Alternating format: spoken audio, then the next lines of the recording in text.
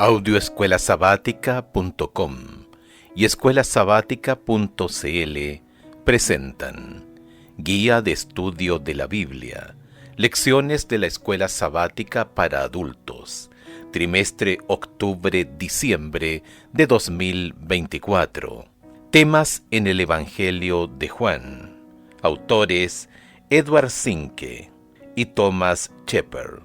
Versión en audio presentadas por audioescuelasabática.com y escuelasabática.cl. Lector Raúl Benjamín Bustamante Ibarra. Edición multimedia Arnaldo González. Introducción.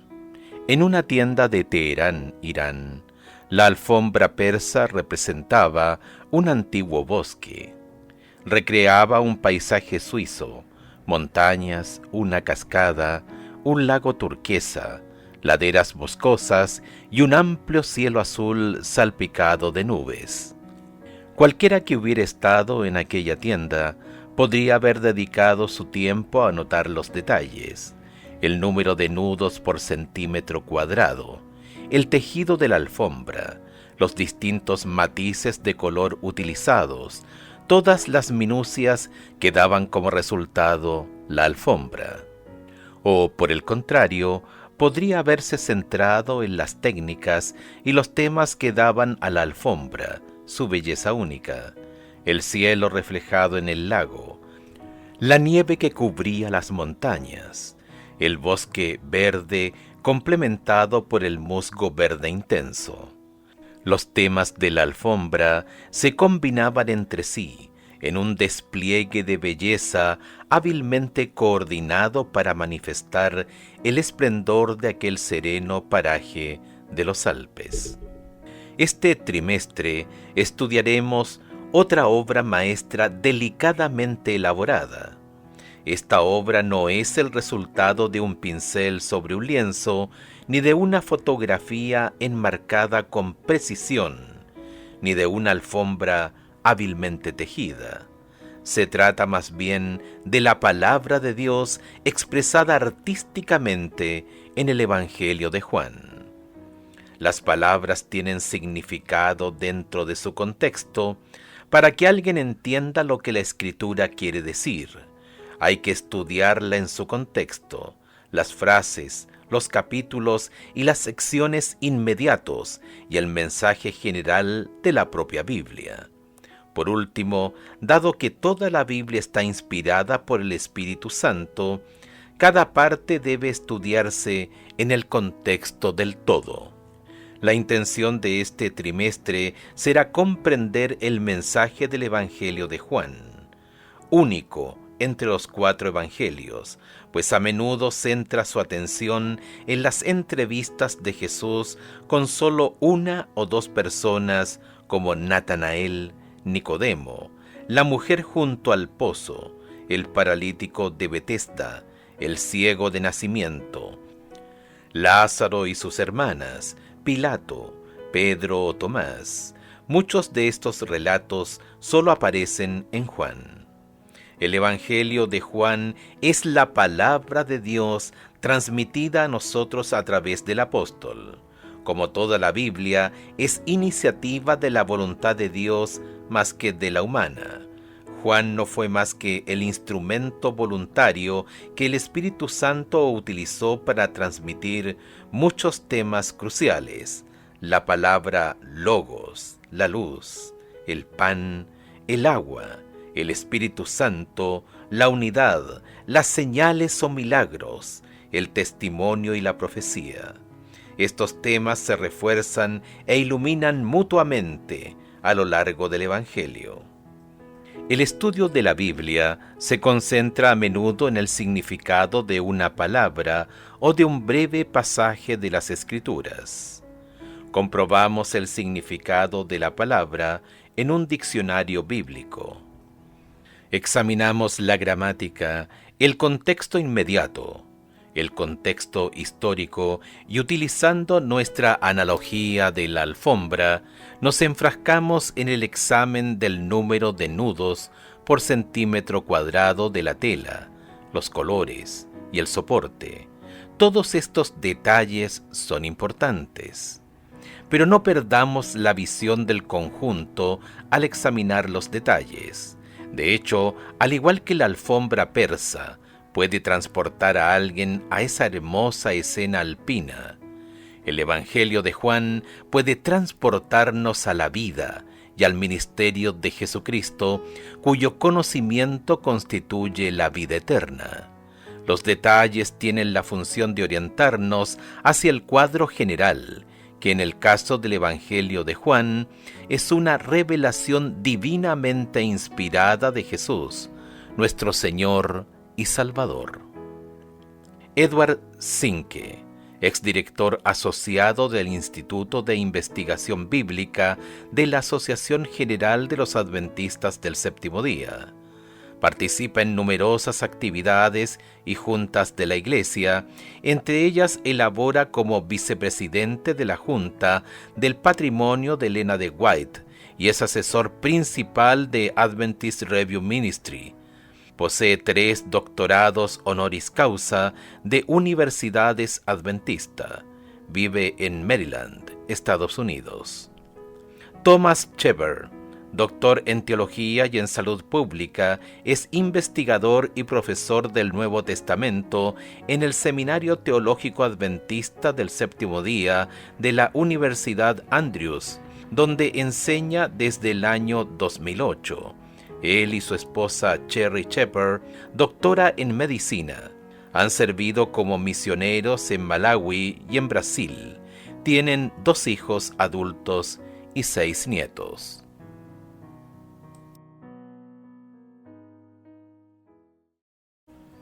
Lección número 1, para el 5 de octubre de 2024. Señales que indican el camino. Sábado 28 de septiembre. Para memorizar. También hizo Jesús muchas otras señales en presencia de sus discípulos que no están escritas en este libro. Pero estas fueron escritas para que ustedes crean que Jesús es el Cristo, el Hijo de Dios, y para que creyendo tengan vida por medio de él. Juan capítulo 20, versículos 30 y 31. ¿Por qué escribió Juan su Evangelio? ¿Quería enfatizar los milagros de Jesús o algunas de las enseñanzas específicas del Maestro? ¿Por qué escribió lo que escribió? Bajo el poder y la influencia del Espíritu Santo, Juan explica por qué. Dice que aunque se podrían escribir muchas cosas más sobre la vida de Cristo, Juan capítulo 21, verso 25, los relatos que incluyó se escribieron para que ustedes crean que Jesús es el Cristo, el Hijo de Dios, y para que creyendo tengan vida por medio de él. Juan capítulo 20, verso 31. Esta semana vamos a examinar en el relato de Juan algunos de los primeros milagros de Jesús, desde cómo convirtió el agua en vino en una boda, hasta que devolvió la salud al hijo enfermo de alguien, pasando por la curación del hombre en el estanque de Betesda. Juan llama comillas señales a estos milagros. No se refiere a algo como una señal en la calle, sino a un acontecimiento milagroso que enseña hacia una realidad más profunda, Jesús como Mesías. En todos estos relatos vemos ejemplos de personas que respondieron por fe, y sus ejemplos nos invitan a hacer lo mismo.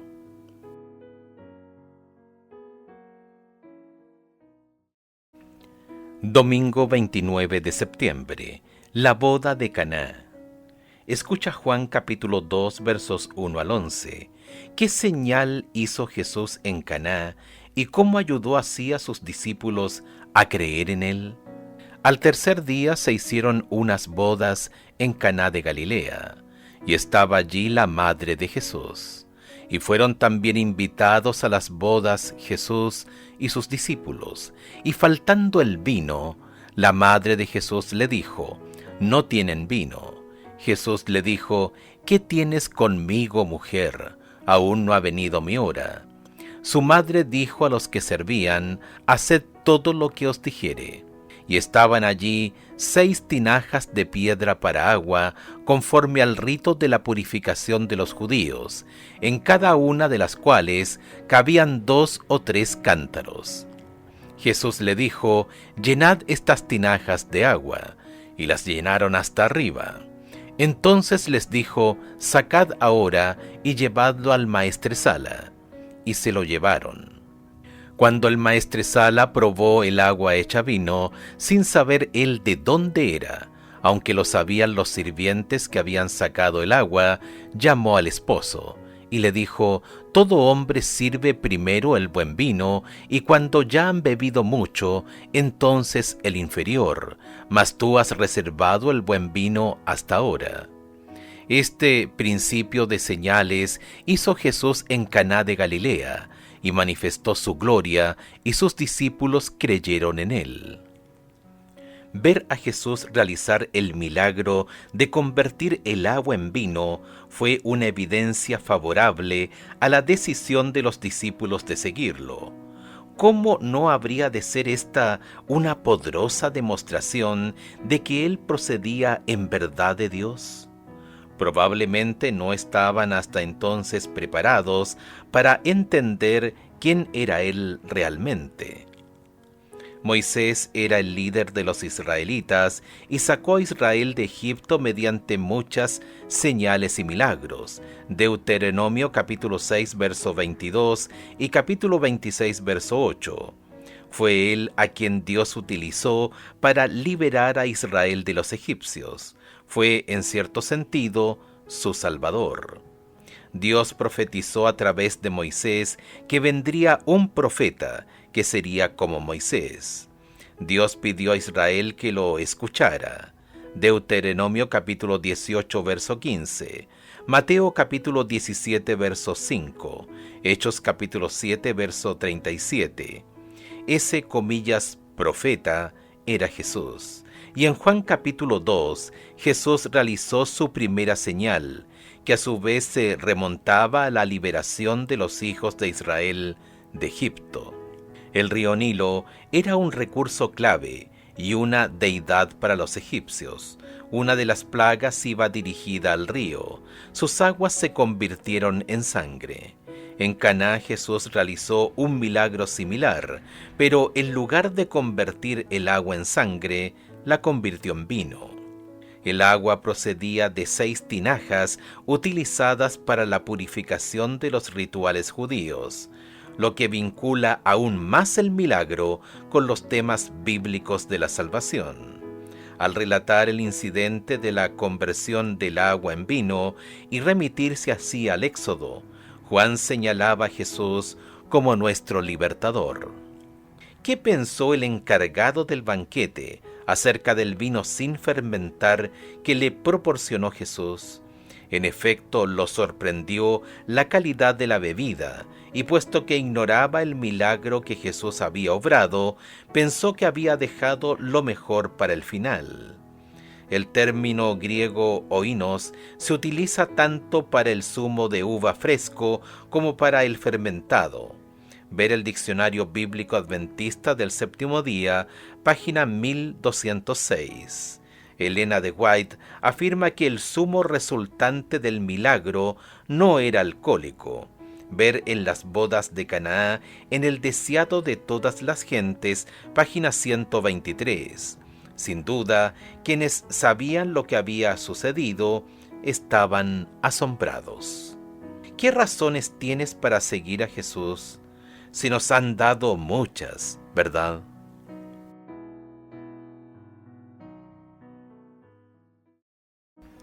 Lunes 30 de septiembre, la segunda señal en Galilea. Durante todo su ministerio terrenal, Jesús realizó milagros que ayudaron a la gente a creer en él. Juan registró estos milagros para que otros también creyeran en Jesús. Escucha Juan capítulo 4, versos 46 al 54. ¿Por qué hace el evangelista una conexión con el milagro de las bodas?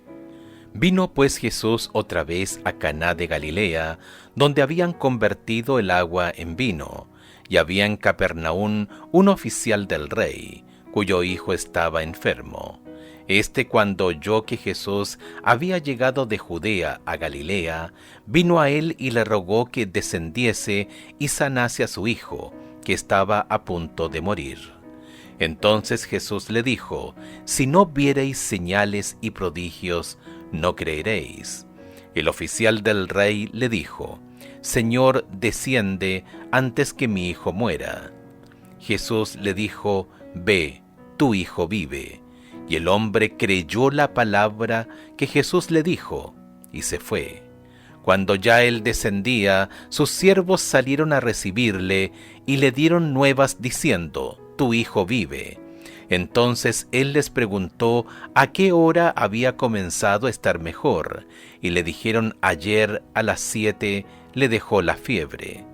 El padre entonces entendió que aquella era la hora en que Jesús le había dicho: tu hijo vive, y creyó él con toda su casa. Esta segunda señal hizo Jesús cuando fue de Judea a Galilea. Al relatar la segunda señal que Jesús hizo en Galilea, Juan remite a la primera, la de las bodas de Caná.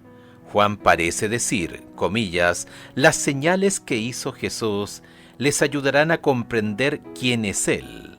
Luego añade: esta fue una segunda señal que hizo Jesús cuando volvió de Judea a Galilea. Juan capítulo 4, verso 54. Al principio, la respuesta de Jesús a la súplica del noble puede parecer dura. Sin embargo, este funcionario había hecho de la curación de su hijo el criterio para creer en Jesús. Jesús leyó su corazón e identificó la enfermedad espiritual, que era más profunda que la dolencia mortal de su hijo. Como un rayo caído del cielo, el hombre reconoció de repente que su pobreza espiritual podía costarle la vida de su hijo. Es importante reconocer que los milagros no demostraron por sí mismos que Jesús era el Mesías. Otros han realizado milagros. Algunos fueron verdaderos profetas, otros falsos. Los milagros solo revelan la existencia de lo sobrenatural, pero no significan necesariamente que Dios sea quien los hace. Satanás puede hacer milagros, si por ello entendemos actos sobrenaturales. El noble angustiado se entregó a la misericordia de Jesús, suplicándole que curara a su hijo. La respuesta de Jesús fue tranquilizadora. Le dijo: ve, tu hijo vive. Juan capítulo 4, verso 50. Aunque el verbo griego está conjugado en tiempo presente en el original vive, algunas versiones lo traducen como futuro, vivirá, pues se trata de lo que en gramática griega recibe el nombre de presente futurista, usado para describir un acontecimiento futuro, pero tan seguro como si ya estuviera sucediendo. El hombre no se apresuró a volver a su casa, sino que como evidencia de su fe en Jesús, llegó a casa al día siguiente y descubrió que la fiebre había abandonado a su hijo el día anterior, exactamente cuando Jesús había dicho esas palabras. ¡Qué razón tan poderosa para creer en Jesús! Aunque viéramos un milagro, ¿qué otros criterios debemos tener en cuenta antes de suponer automáticamente que proviene de Dios?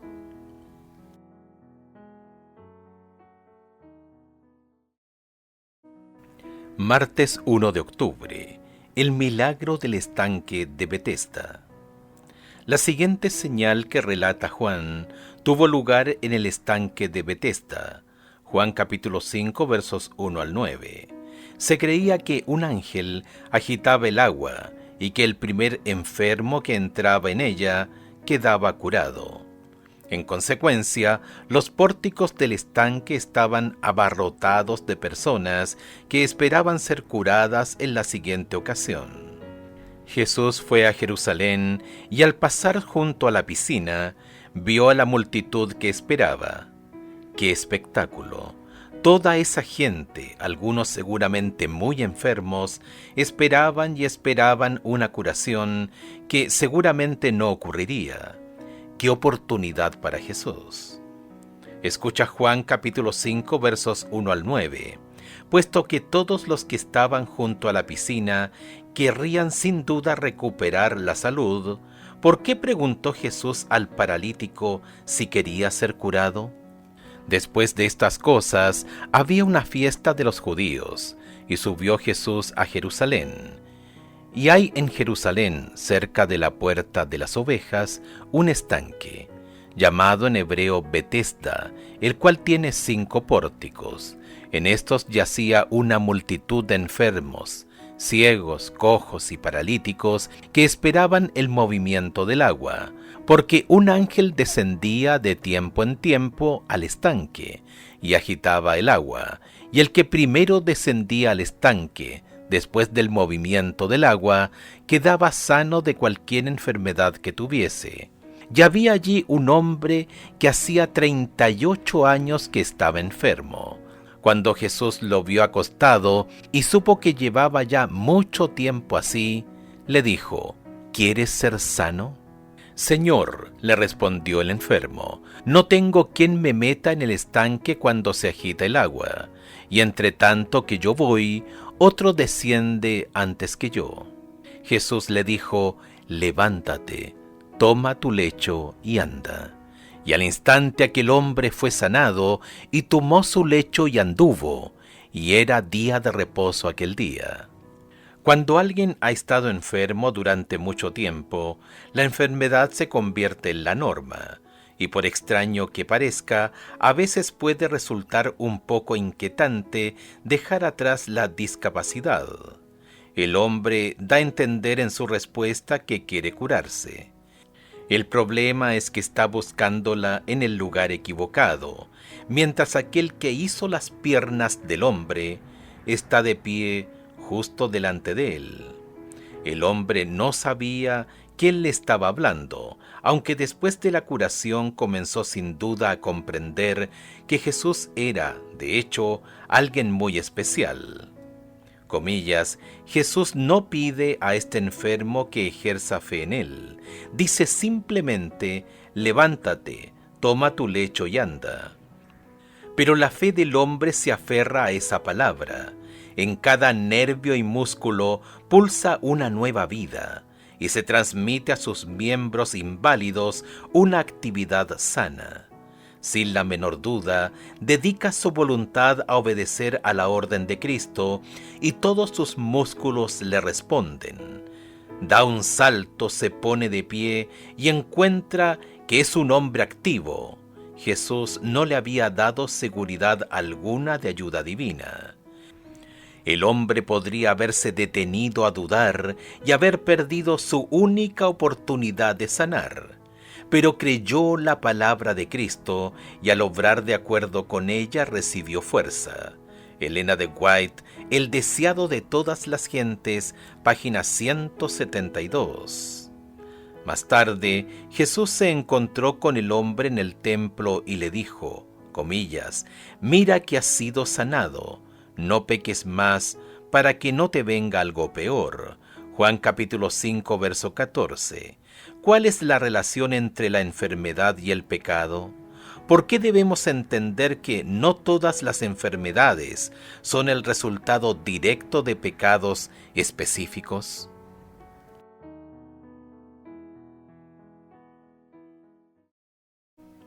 Miércoles 2 de octubre. Corazones duros. Las señales, las maravillas y los milagros no demuestran por sí mismos que algo provenga de Dios, pero por otro lado, cuando en verdad proceden de Él, es peligroso rechazarlos. Escucha Juan capítulo 5, versículos 10 al 16. ¿Qué lecciones podemos extraer de la asombrosa dureza de corazón de los líderes religiosos con respecto a Jesús y al milagro que acababa de realizar? Juan capítulo 5, versos 10 al 16. Entonces los judíos dijeron a aquel que había sido sanado, es día de reposo, no te es lícito llevar tu lecho. Él les respondió: el que me sanó, él mismo me dijo: toma tu lecho y anda. Entonces le preguntaron: ¿quién es el que te dijo: toma tu lecho y anda? Y el que había sido sanado no sabía quién fuese, porque Jesús se había apartado de la gente que estaba en aquel lugar. Después le halló Jesús en el templo y le dijo: mira, has sido sanado, no peques más para que no te venga alguna cosa peor. El hombre se fue y dio aviso a los judíos que Jesús era el que le había sanado.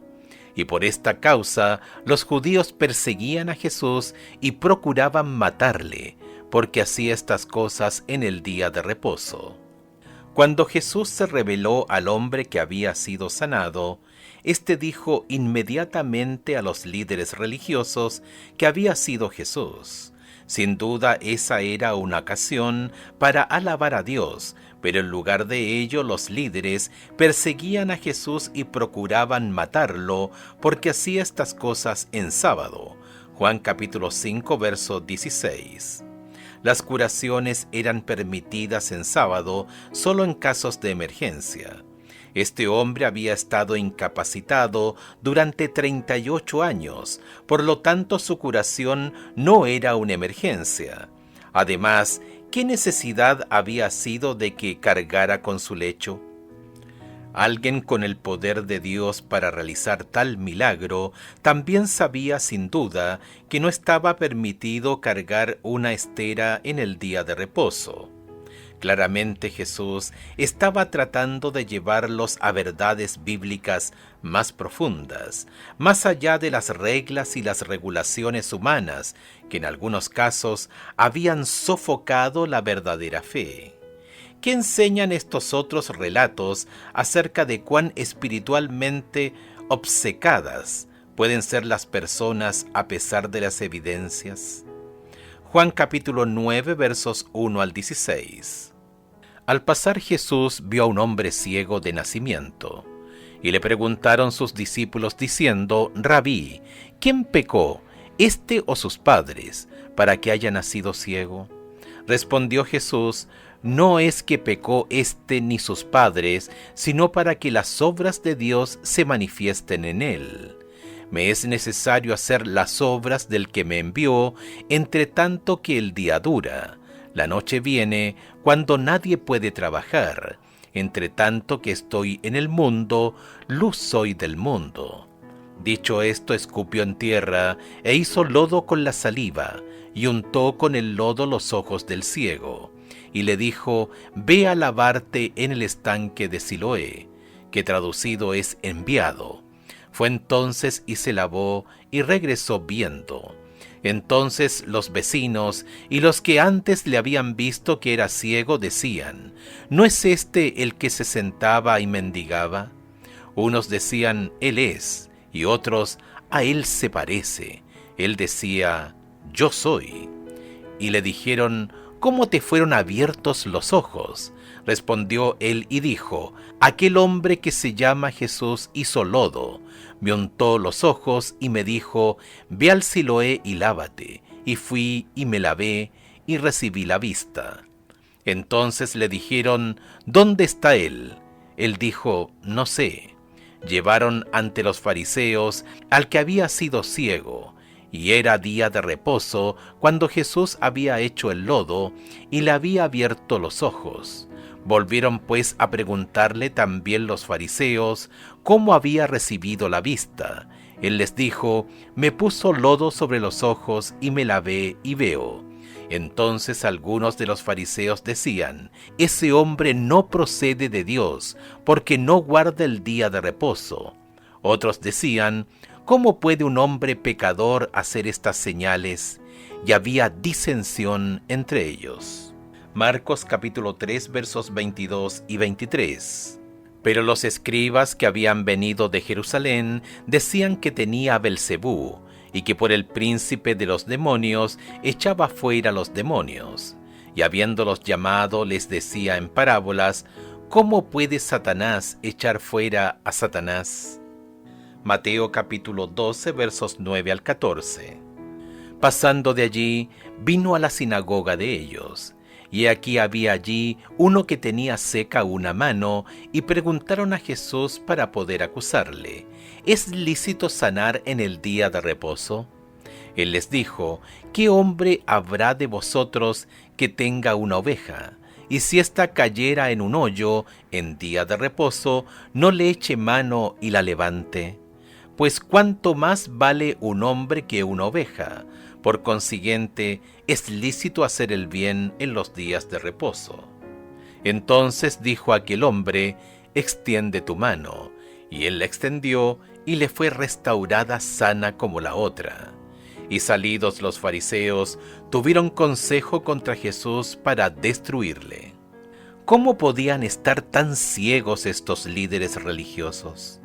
La respuesta más probable es que ello se debía a sus corazones corruptos, a su falsa creencia de que el Mesías los libraría de Roma, y a su amor al poder y la falta de consagración a Dios.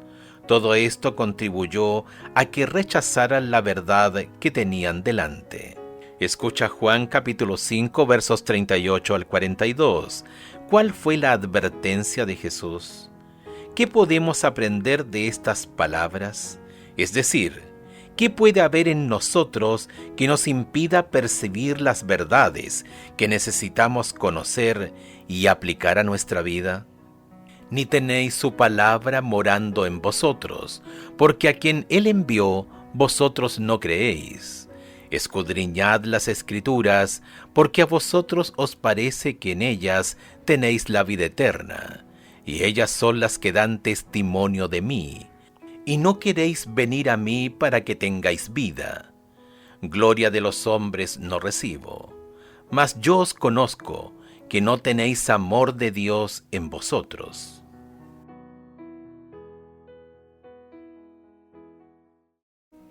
Jueves 3 de octubre. Las afirmaciones de Jesús. El milagro del estanque de Betesda brindó a Juan una excelente oportunidad para destacar quién es Jesús. Juan dedica 9 versículos a describir el milagro y unos 40, ver más adelante, a describir a aquel que lo hizo. Escucha Juan capítulo 5 versos 16 al 18. ¿Por qué persiguieron a Jesús tras el milagro que hizo en sábado? Y por esta causa los judíos perseguían a Jesús y procuraban matarle, porque hacía estas cosas en el día de reposo. Y Jesús les respondió: Mi Padre hasta ahora trabaja y yo trabajo. Por esto los judíos aún más procuraban matarle, porque no solo quebrantaba el día de reposo, sino que también decía que Dios era su propio Padre, haciéndose igual a Dios. Juan capítulo 5, verso 18 puede resultar inquietante porque parece decir que Jesús estaba quebrantando el sábado. Sin embargo, una mirada más atenta a Juan capítulo 5, versos 16 al 18, muestra que Jesús argumenta que, comillas, su trabajo en sábado está en consecuencia con su relación con su Padre. Dios no deja de sostener el universo en sábado. En consecuencia, la actividad de Jesús en sábado formaba parte de su aseveración de que Él era Dios. Los líderes religiosos lo persiguieron por su supuesta violación del sábado y por su afirmación de que era igual a Dios. Escucha Juan capítulo 5 versos 19 al 47. ¿Qué dijo Jesús para ayudar a los líderes a que lo aceptaran como quien realmente es? Afirmación tan poderosamente atestiguada por el milagro que acababa de obrar. Juan capítulo 5 versos 19 al 47. Respondió entonces Jesús y les dijo: de cierto os digo, no puede el Hijo hacer nada por sí mismo, sino lo que ve hacer al Padre, porque todo lo que el Padre hace, también lo hace el Hijo igualmente. Porque el Padre ama al Hijo y le muestra todas las cosas que Él hace, y mayores obras que ésta le mostrará, de modo que vosotros os maravilléis. Porque como el Padre levanta a los muertos y les da vida, así también el Hijo a los que quiere da vida. Porque el Padre a nadie juzga, sino que todo el juicio dio al Hijo, para que todos honren al Hijo como honran al Padre. El que no honra al Hijo, no honra al Padre que le envió. De cierto os digo, el que oye mi palabra y cree al que me envió, tiene vida eterna, y no vendrá a condenación, mas ha pasado de muerte a vida. De cierto os digo, viene la hora, y ahora es, cuando los muertos oirán la voz del Hijo de Dios, y los que la oyen vivirán.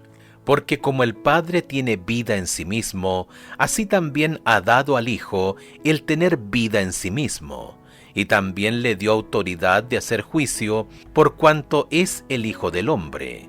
No os maravilléis de esto, porque vendrá hora cuando todos los que están en los sepulcros oirán su voz, y los que hicieron lo bueno saldrán a resurrección de vida, mas los que hicieron lo malo a resurrección de condenación. No puedo yo hacer nada por mí mismo, según oigo, así juzgo, y mi juicio es justo, porque no busco mi voluntad, sino la voluntad del que me envió, la del Padre. Si yo doy testimonio acerca de mí mismo, mi testimonio no es verdadero. Otro es el que da testimonio acerca de mí, y sé que el testimonio que da de mí es verdadero. Vosotros enviasteis mensajeros a Juan, y él dio testimonio de la verdad, pero yo no recibo testimonio de hombre alguno, mas digo esto para que vosotros seáis salvos. Él era antorcha que ardía y alumbraba, y vosotros quisisteis regocijaros por un tiempo en su luz. Mas yo tengo mayor testimonio que el de Juan, porque las obras que el Padre me dio para que cumpliese, las mismas obras que yo hago, dan testimonio de mí, que el Padre me ha enviado. También el Padre que me envió ha dado testimonio de mí. Nunca habéis oído su voz, ni habéis visto su aspecto, ni tenéis su palabra morando en vosotros, porque a quien él envió, vosotros no creéis. Escudriñad las Escrituras, porque a vosotros os parece que en ellas tenéis la vida eterna, y ellas son las que dan testimonio de mí. Y no queréis venir a mí para que tengáis vida. Gloria de los hombres no recibo, mas yo conozco que no tenéis amor de Dios en vosotros. Yo he venido en nombre de mi Padre, y no me recibís. Si otro viniere en su propio nombre, a ese recibiréis. ¿Cómo podéis vosotros creer, pues recibís gloria los unos de los otros, y no buscáis la gloria que viene del Dios único? No penséis que yo voy a acusaros delante del Padre. Hay quien os acusa, Moisés, en quien tenéis vuestra esperanza. Porque si creyeseis a Moisés, me creeríais a mí, porque de mí escribió él. Pero si no creéis a sus escritos, ¿cómo creeréis a mis palabras? Jesús defiende sus acciones en 3 pasos. En primer lugar, explica su íntima relación con el Padre. Juan capítulo 5, versos 19 al 30. Indica que Él y su Padre actúan en armonía, hasta el punto de que Jesús tiene el poder tanto de juzgar como de resucitar a los muertos. Juan capítulo 5, versos 25 al 30. En segundo lugar, Jesús llama a 4 testigos en rápida sucesión para que corroboren su afirmación. Juan el Bautista, Juan capítulo 5, versos 31 al 35. Los milagros que hace Jesús, Juan capítulo 5, verso 36. El Padre, Juan capítulo 5, versos 37 y 38. Y las Escrituras, Juan capítulo 5, verso 39. Cada uno de estos testigos dan testimonio en favor de Jesús. Por último, en Juan capítulo 5, versos 40 al 47, Jesús pone delante de sus acusadores la condena contra ellos mismos, revelando el contraste entre su ministerio y el egoísmo de ellos. La condena, dice, provendrá de Moisés. Juan capítulo 5, versos 45 al 47, aquel en quien han puesto sus esperanzas. ¿Cómo podemos tener cuidado de no caer en la trampa de creer en Dios e incluso tener doctrinas correctas sin rendirnos plenamente a Cristo? Comparte tu respuesta el sábado con tu clase.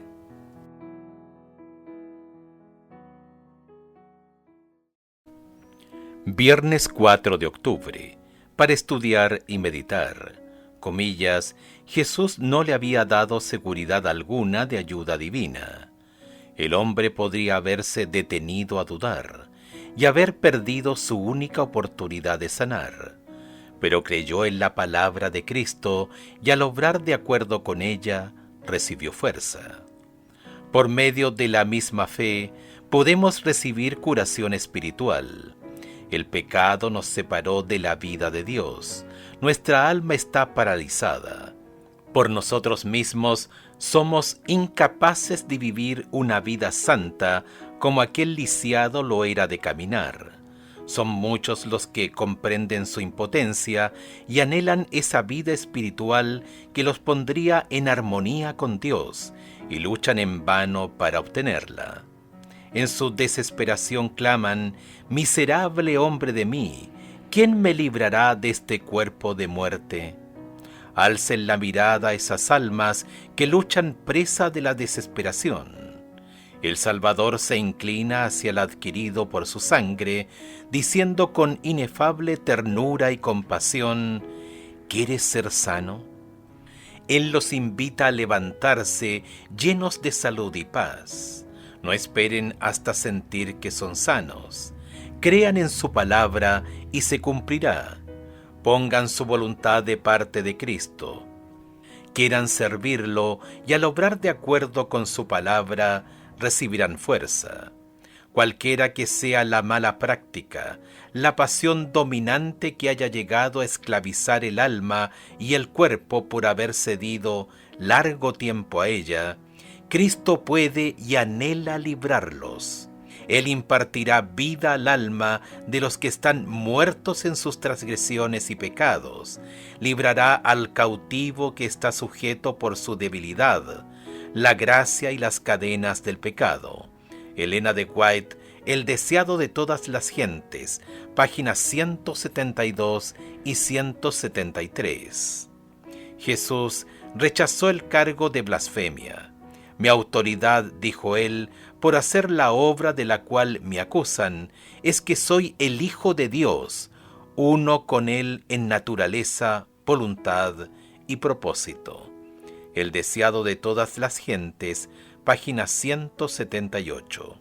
Preguntas para dialogar. 1. Reflexiona acerca de la lección de esta semana. La fe fue la clave que hizo posible estas curaciones. Los líderes, por el contrario, revelaron los peligros de la duda y la incredulidad. ¿Por qué no debemos confundir el hecho de tener preguntas, que todos tenemos, con tener dudas? ¿Por qué no son lo mismo? ¿Y por qué es importante conocer la diferencia entre ambas? 2. Analiza la última pregunta del jueves. ¿Por qué debemos tener como adventistas del séptimo día especial cuidado con este peligro? Por muy importantes que sea, por ejemplo, conocer e incluso guardar el día de reposo correcto, o tener clara la enseñanza bíblica acerca del estado de los muertos, ¿por qué estas verdades no nos salvan? ¿Qué es lo que en sí nos salva y cómo? 3. Escucha atentamente Juan capítulo 5, verso 47. «Pero si no creéis a sus escritos, ¿cómo creeréis a mis palabras?». ¿Cómo caen en aquello contra lo cual Jesús advirtió quienes, por ejemplo, niegan la universalidad del diluvio o la creación literal en 6 días?